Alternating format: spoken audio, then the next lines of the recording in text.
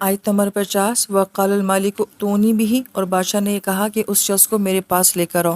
فلما جاءہ الرسول، اور جب بادشاہ کا قاصد یوسف علیہ السلام کے پاس آتا ہے، قال ارجع الی ربک، تو یوسف علیہ السلام یہ فرماتے ہیں کہ اپنے مالک کے پاس واپس لوٹ جاؤ۔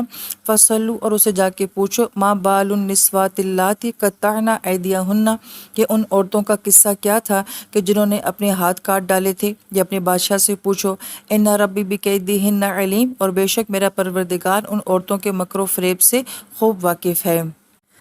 اس آیت مبارکہ میں ایک تو یوسف علیہ السلام کا کمال صبر نظر آتا ہے کہ اتنا عرصہ جیل میں گزارنے کے باوجود بھی کوئی جلد بازی نظر نہیں آتی ہے کہ آپ فوراً جو ہے وہ جیل سے باہر آ جائیں، بلکہ آپ کچھ شرائط ہیں جو بادشاہ کے سامنے رکھ رہے ہیں۔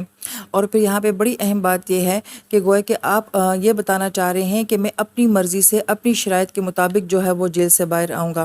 تو آپ کسی کے سامنے شرائط تبھی رکھ سکتے ہیں اور تبھی منوا بھی سکتے ہیں جب آپ کے اندر کوئی قابلیت ہوتی ہے۔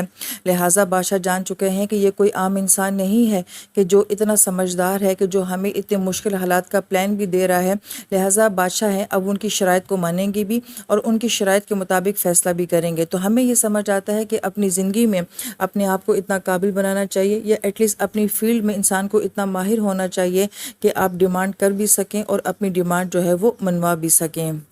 اور یہاں پہ یوسف علیہ السلام کی ایک کمال حکمت یہ بھی ہے کہ آپ اس قصے کے بارے میں پہلے چاہتے ہیں کہ یہ کلیئر ہو جائے، اپنا سکینڈل جو ہے وہ صاف کروانا چاہتے ہیں۔ کیوں؟ کیونکہ آپ کی ایک سوچ ہے، آپ کا ایک ویژن ہے کہ جب آپ جیل سے باہر آئیں تو الزام سے بری ہو کے باہر ہیں، کیونکہ آپ زندگی میں پھر جو کام بھی کریں گے تو گویا کہ لوگ آپ کا یقین کریں گے۔ ورنہ عموماً ایسا ہوتا ہے کہ لوگ اپنی زندگی میں بہت بڑے بڑے کام کر جاتے ہیں، لیکن لوگ ان کے ماضی کے کسی سکینڈل کی وجہ سے ان کے بہترین کاموں کے اوپر بھی تنقید کرتے رہتے ہیں، دیکھیں انہوں نے ماضی میں یہ کیا تھا۔ تو گویا کہ کمال حکمت یہ ہے کہ آپ یہ کہہ رہے ہیں کہ نہیں، پہلے وہ معاملہ کلیئر کیا جائے، پھر اس کے بعد جو ہے میں باہر آؤں گا، تاکہ میری آنے والی زندگی پہ اس اسکینڈل کے کوئی اثرات نہ ہوں۔